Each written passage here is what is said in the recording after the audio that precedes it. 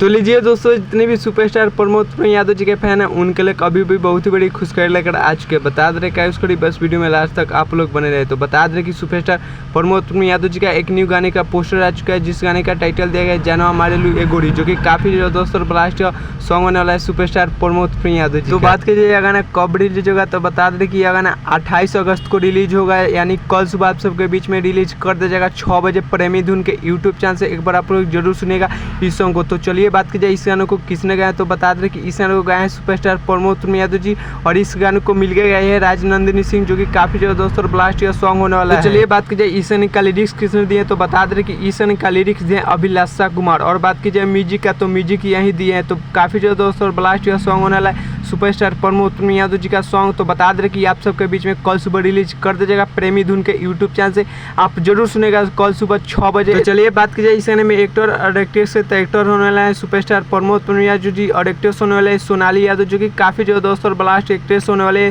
Superstar Pramod Yadav ji के साथ, और ब्लास्ट या सॉन्ग होने वाला है। तो चलिए इस सॉन्ग को सुनने के लिए आप लोग इंतजार कीजिए। तब तक हमारे चैनल पर नए तो चैनल को सब्सक्राइब कर लीजिएगा, और वीडियो को लाइक कर दीजिएगा, और वीडियो को शेयर कर दीजिएगा। तब तक मिलते हैं किसी नेक्स्ट वीडियो में, और एक प्यारा सा कमेंट कर दीजिएगा। तब तक जय भारत जय भोजपुरी।